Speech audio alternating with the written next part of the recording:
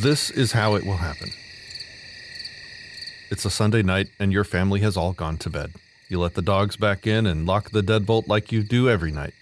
All the lights are off now except a couple of night lights scattered throughout the house, leaving that dim glow throughout your home.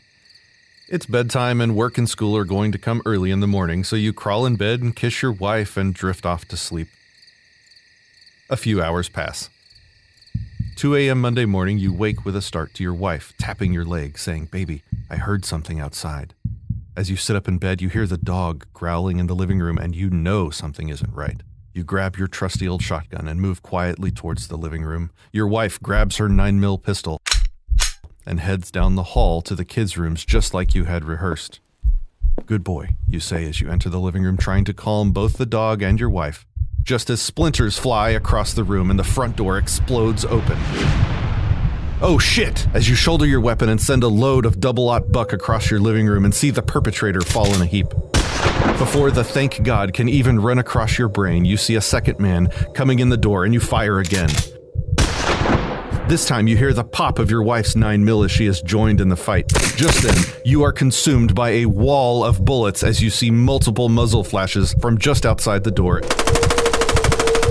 Something isn't right. You turn to yell at your wife, "Get down!" just in time to see her take a load of buckshot to the face, and her brain matter splatter the wall behind her. You feel the burning as 5.56 bullets riddle your body. One clips your spine as you're scrambling away and paralyzes your lower body. The last thing you see before you bleed out is a SWAT guy from your local PD holding your teenage daughter on the floor with a knee in her back as she screams and cries because she just watched her parents being murdered. Why did this happen? You're no criminal. You're a law-abiding, honest family man. Why did this happen? 2 days ago, you and your wife went down to welcome the new neighbors to the community. Your wife made them some of her world-famous cookies, and you invited them to a local community barbecue on Sunday.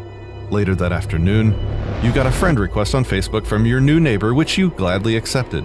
They seemed a little odd, but in the few minutes you talked, they were pleasant enough.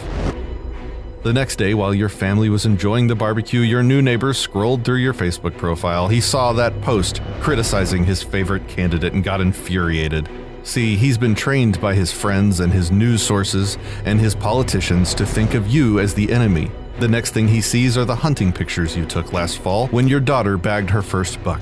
Next, seething with fury, he sees your post from the last range day with your buddy and sees those scary black assault weapons on the table, and that does it. He has to do something about the domestic terrorist living next door. He picks up the phone, calls the local sheriff's office, and reports you as a threat under the new red flag law. The sheriff's office follows their standard operating procedure and conducts a no-knock warrant raid because you are considered guilty until proven innocent. They've got to take the guns first and then worry about your due process later.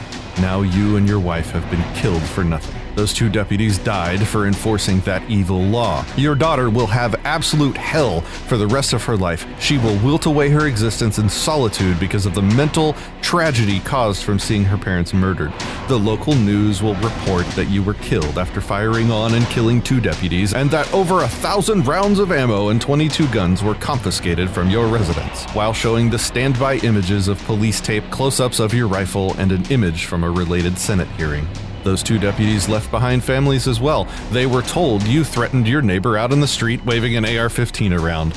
They were just following orders. They weren't allowed time to investigate things under due process. They chose their careers over making sure what they were doing was right. And your family paid the price along with them. This is the reality of red flag gun laws. Red flag laws will be used for petty and vengeful reasons without merit and without recourse. Innocent people will have lost their lives. Police will blindly do great evil, believing themselves to be doing the right thing.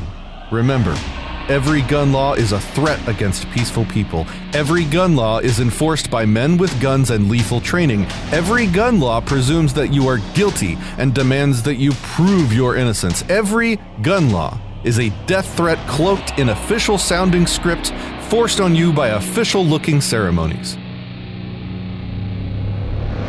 That is the way it will happen. It has happened this way already.